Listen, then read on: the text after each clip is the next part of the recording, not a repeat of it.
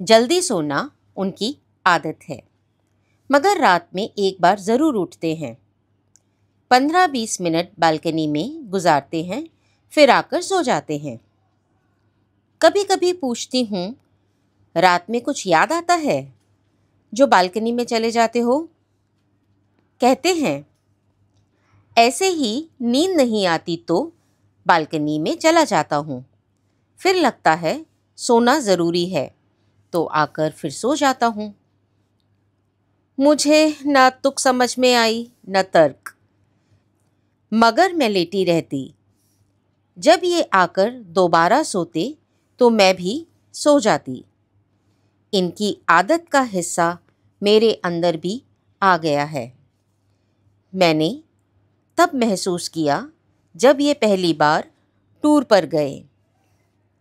रात को मेरी नींद खुली, इस उम्मीद से जगी रही कि अभी ये भी उठे होंगे। दोबारा तभी आंख लगी जब इनका ख्याल पास आकर सो गया। एक तरीका ये भी है इनसे जुड़े रहने का, इन्हें महसूस करने का। जैसा कि आपने देखा कि सारा घी एक साथ नहीं डाला है। बेसन को धीमी आंच पर भूनते हुए घी धीरे धीरे डालेंगे। घी अगर कम रह गया तो लड्डू बंधेंगे नहीं। ज़्यादा घी होने पर लड्डू में से घी रिसेगा।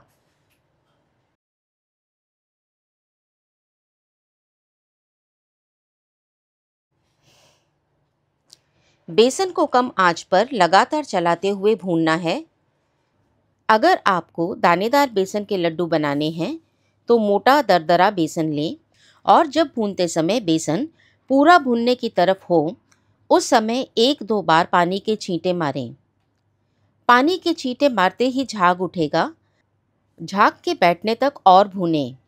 उसके बाद आंच पर से उतार लें।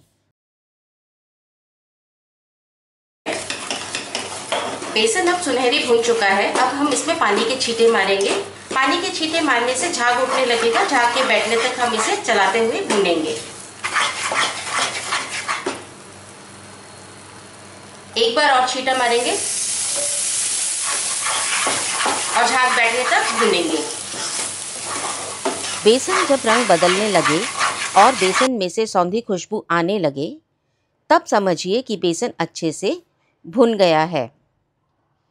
गैस बंद कर कढ़ाई को गैस पर से उतार लें और तुरंत किसी दूसरे बर्तन में पलट लें।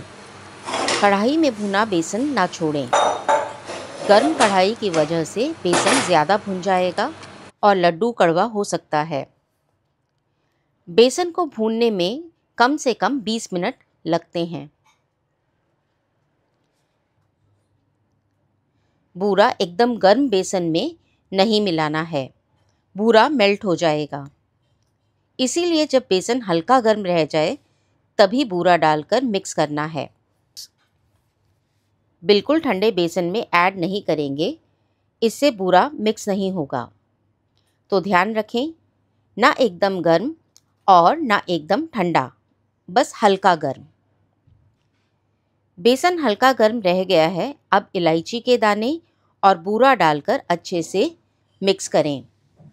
इलायची के बीजों को साबुत या क्रश करके जैसे आपको पसंद हो डालें।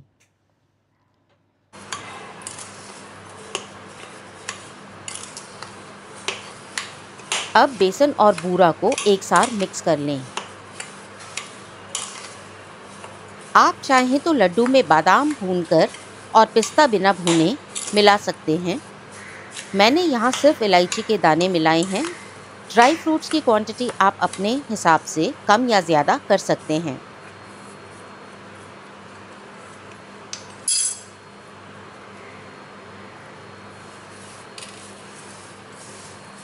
थोड़ा और मिलाएंगे।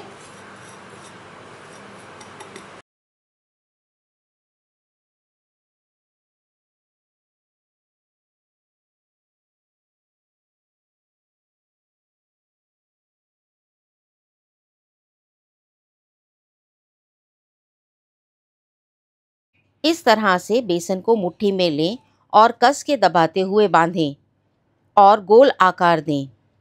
ऐसे ही सारे लड्डू बांध लें।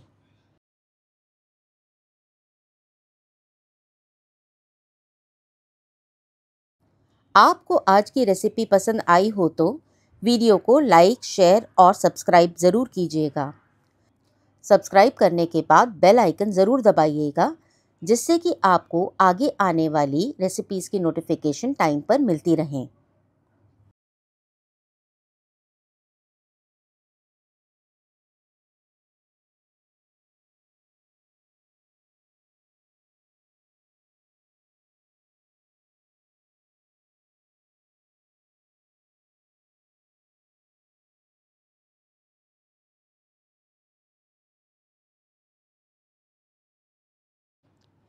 कटे हुए बादाम और पिस्ता से सजाएं और कुछ देर के लिए लड्डुओं को एक तरफ रख दें।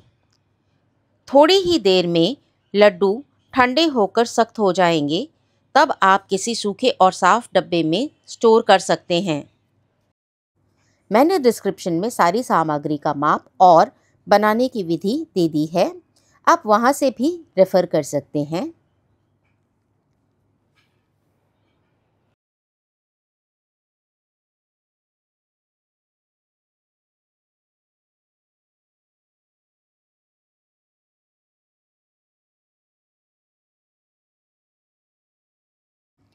विप्स किचन को आगे बढ़ाने के लिए, सपोर्ट करने के लिए पेटीएम, जीपे कर सकते हैं।